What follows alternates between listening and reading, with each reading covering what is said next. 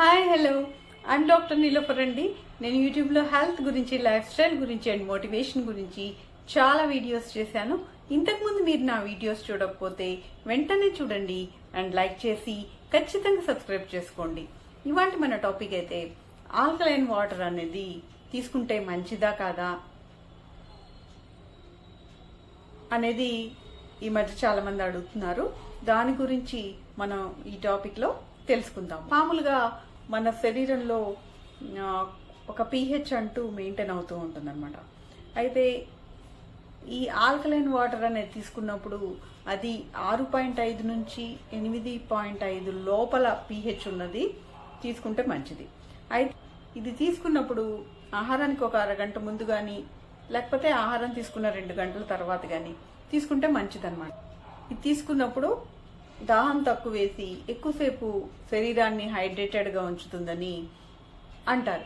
కానీ ఎక్కువ నీళ్లు తాగినా కూడా మనం హైడ్రేటెడ్గా ఉండవచ్చు.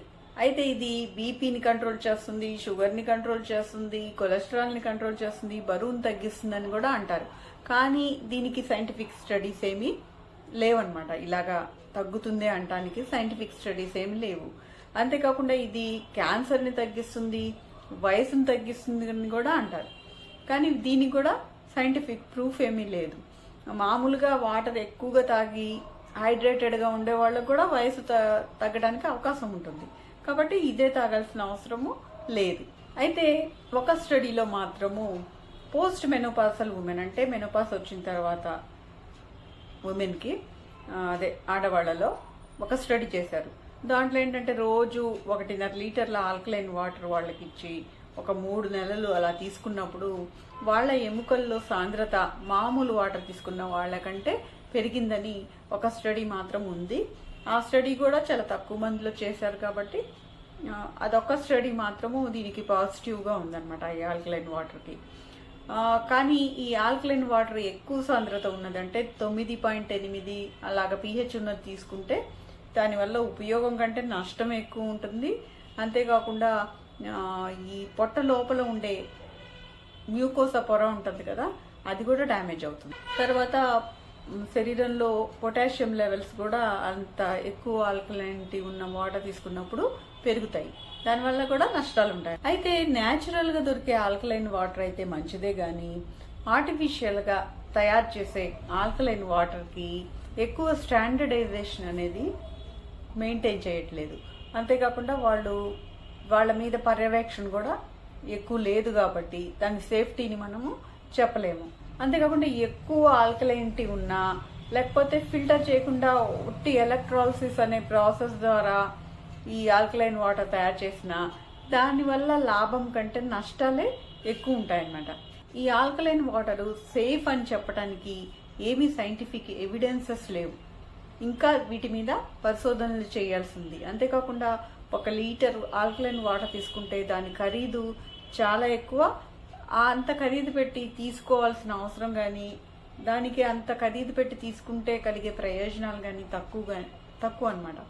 అందుకని అంత ఖరీదు పెట్టి తీసుకోవాల్సిన అవసరం లేదు. ఇంకా కొంతమంది ఏం చెప్తారంటే ఆల్కలైన్ వాటర్ తీసుకోవటం వల్ల ఈ కడుపులో యాసిడ్ తగ్గుతుంది, గ్యాస్ ట్రబుల్ తగ్గుతుంది, యాసిడ్ రిఫ్లెక్స్ తగ్గుతుంది అని చాలా మంది అనుకుంటా ఉంటారు. కానీ ఈ యాసిడ్ రిఫ్లెక్స్ అనేది ఆ శరీరంలో ఎసిడిటీ పెరగటం వల్ల కంటే అనవసరమైన టైంలో యాసిడ్ అనేది ఎక్కువగా తయారవటం వల్ల ఈ తయారైన యాసిడ్ అనవసరమైన టైంలో తయారైన యాసిడ్ పైకి తన్నటం వల్ల తర్వాత అక్కడ వాల్వ్స్ అని ఉంటాయన్నమాట, ఆ స్పింక్టర్స్, అవి వాటిలో డ్యామేజ్ జరగటం వల్ల సరిగ్గా పనిచేయకపోవటం వల్ల దానివల్ల ఈ యాసిడ్ రిఫ్లెక్స్ అనేది ఎక్కువ అవుతుంది. దానికి కొన్ని మందులు ఉంటాయి, అవి వాడితే సరిపోతుంది. అంతేగాని దానికోసమని ఈ ఆల్కలైన్ వాటర్ తీసుకోవాల్సిన అవసరం లేదు. అంతేకాకుండా మన డైజెషన్కి ఈ యాసిడ్ అనేది కడుపు లోపల తయారయ్యే యాసిడ్ అనేది చాలా ఇంపార్టెంట్ అనమాట. దానిలో తేడాలు జరిగినప్పుడు డైజెషన్ కూడా ఎఫెక్ట్ అవడానికి అవకాశం ఉంటుంది. రెగ్యులర్గా ఈ ఆల్కలైన్ వాటర్ తీసుకోవటం వల్ల ఈ యాసిడ్ స్టేటస్ అనేది మారి అప్పుడు కూడా డైజెషన్లో ప్రాబ్లమ్స్ రావచ్చు. అంతేకాకుండా మనకి రక్తంలో ఒక pH అని ఉంటుంది అనమాట. అది ఎక్కువ యాసిడ్ కాకుండా ఎక్కువ ఆల్కలైన్ కాకుండా మధ్య రకంగా అంటే 7.35 నుంచి 7.45 లోపల మెయింటైన్ అవుతూ ఉంటుందన్నమాట. దీంట్లో ఏ మాత్రం తేడా జరిగినా కూడా అది ఒక ప్రమాదకరమైన పరిస్థితి. అంటే మెటబాలిక్ ఎసిడోసిస్ అని, ఆల్కలోసిస్ అని, కీటోఎసిడోసిస్ అని, ఇలా రకరకాలైన ప్రమాదకరమైన పరిస్థితులు వస్తాయి. కాబట్టి మన శరీరంలోని యాసిడ్ స్టేటస్ని మనం మార్చడానికి ప్రయత్నించకూడదు. మన శరీరమే దానికి తగ్గట్టు దాన్ని మార్చుకుంటూ ఉంటుంది. అంతేకాకుండా ఎక్కువ ఏమి స్టడీస్ లేకుండా మనం అడ్వర్టైజ్మెంట్స్ చూసి ఆల్కలైన్ వాటర్ చాలా మంచిదని అలా అడ్వర్టైజ్మెంట్స్ ఇస్తుంటే అది చూసి మనం దాన్ని వాడే కంటే రివర్స్ ఆస్మోసిస్ ద్వారా ఫిల్టర్ చేసిన వాటర్ని మళ్ళీ రీమినరలైజ్ చేసి వాడుకుంటే కనుక అది చాలా మంచిదన్నమాట.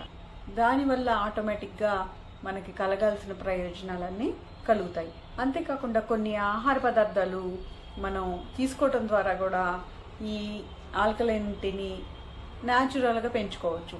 ఎలాంటి వాటిని? ఈ మష్రూమ్స్, తర్వాత లెగ్యూమ్స్, హెల్తీ ఫ్యాట్స్, తర్వాత బీట్రూటు, ఈ బాదము, తర్వాత గుమ్మడికాయ గింజలు ఇలాంటివి, తర్వాత పైనాపిల్, యాపిల్స్, చెర్రీస్ ఇలాంటివి, టొమాటోస్ లాంటి వెజిటబుల్స్, ఫ్రూట్స్ ఇలాంటివన్నీ తీసుకోవటం ద్వారా మనం న్యాచురల్గా ఆల్కలైనిటీని పెంచుకోవడానికి అవకాశం ఉంటుంది. అలాగే న్యాచురల్ పద్ధతి ద్వారా మన శరీరాన్ని ఒక పద్ధతిలో మెయింటైన్ చేయటం అనేది మంచిదే. కానీ ఇలా ఆర్టిఫిషియల్గా బయట నుంచి ఆల్కలైన్ వాటర్స్ తాగి అలా చేసుకోవాల్సిన అవసరం లేదు. ఎందుకంటే దానికి సంబంధించి పూర్తి స్టడీస్ లేవు కాబట్టి తీసుకోపోవటమే మంచిదన్నమాట. కాబట్టి మనం రివర్స్ ఆస్మోసిస్ ద్వారా శుద్ధి చేసిన వాటర్ని రీమినరలైజ్ చేసి వాడుకుంటే అప్పుడు వేరే రకాలైన ప్రమాదాలు రాకుండా మనం ఎక్కువ నీళ్లు తాగి మన శరీరాన్ని హైడ్రేట్ చేసుకుంటే సరిపోతుందన్నమాట. అదండి ఈ ఆల్కలైన్ వాటర్ తీసుకోవచ్చా లేదా, దానికి ఆల్టర్నేట్గా ఏం చేయాలి అనే దాని గురించి. మరి మీకు ఈ టాపిక్ నచ్చితే వెంటనే లైక్ చేసి షేర్ చేయండి. ఏమైనా డౌట్స్ ఉంటే కామెంట్ రూపంలో తెలియజేయండి. అండ్ సబ్స్క్రైబ్ చేసుకొని నోటిఫికేషన్ ఆన్ చేసుకుంటే ఇలాంటి మరిన్ని మంచి వీడియోస్ మీరు చూడగలుగుతారు. And thank you for watching. మరొక వీడియోలో మళ్ళీ కలుద్దాం.